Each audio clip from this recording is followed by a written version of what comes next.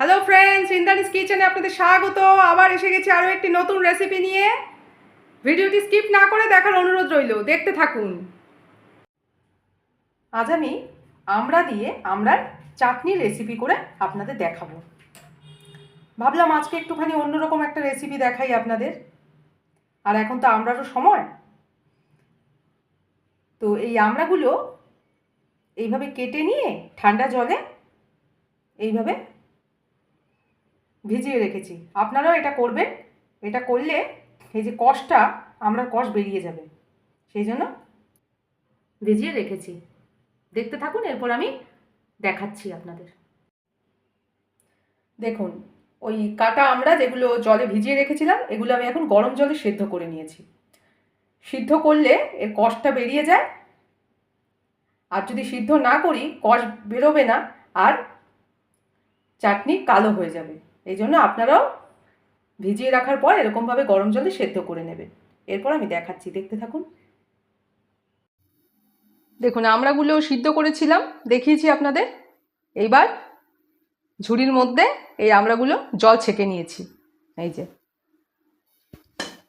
এইখানে দেখুন, আমি চিনি দিয়ে শিরা বানিয়ে নিয়েছি। আপনারা চাইলে ডাইরেক্ট কিন্তু চিনিও ব্যবহার করতে পারেন, কিন্তু আমি শিরা করেছি, শিরাও ব্যবহার করে করতে পারেন। আর ফোড়নের জন্য অল্প তেল রেখেছি, সর্ষের তেল, শুকনো লঙ্কা আর কালো সর্ষে ফোড়ন দেবো এগুলো দিয়ে। হ্যাঁ, দেখতে থাকুন। দেখুন, কড়াইতে তেল দিয়ে দিয়েছি। এইবার কালো সর্ষে আর শুকনো লঙ্কা একটুখানি ভেজে নেব। ফোড়নের জন্য রেখেছিলাম, বলেছিলাম আপনাদের। দেখুন, ফোড়ন প্রায় ভাজা হয়ে গেছে। এখনই আমড়াগুলো দিয়ে দেওয়া হবে, আপনারা দেখতে থাকুন। এবার দেখুন, আমড়াগুলো দিয়ে দেওয়া হবে। এই যে আমড়াগুলো দিয়ে নাড়া হচ্ছে। এর মধ্যে দিয়ে দেবেন পরিমাণ মতো নুন, আর দেবেন সামান্য হলুদ। দেখতে পাচ্ছেন? এই যে এবার নাড়াচাড়া করতে হবে। অল্প নাড়াচাড়া করার পরই এবার যে শিরাটা আপনাদের দেখিয়েছিলাম, শিরাটা ঢেলে দেওয়া হবে এর মধ্যে। এইবার শিরা ঢেলে দেওয়া হচ্ছে। এই যে দেখুন,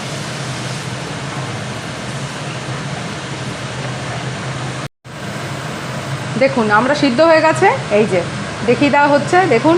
এই যে হয়ে গেছে, এবার নামিয়ে ফেলা হবে। দেখুন, আমড়ার চাটনি একেবারে রেডি। কেমন লাগছে দেখতে কমেন্টে জানাবেন।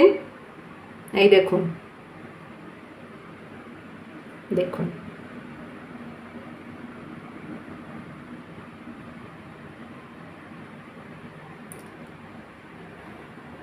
দেখতে পাচ্ছেন? খাবারের শেষ পাতে যদি একটু চাটনি হয় তাহলে তো ভালোই হয়। আর এখন আমড়ার সিজন, বাজারে আমড়া পাওয়া যাচ্ছে। এইভাবে আমড়ার চাটনি রান্না করে খেতে পারেন। খেয়ে জানাবেন যে আপনাদের কেমন লাগলো।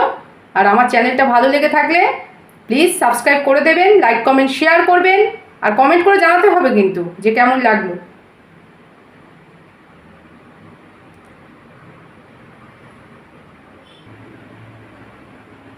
তাহলে আপনারা সবাই ভালো থাকবেন, সুস্থ থাকবেন, এই কামনাই করি।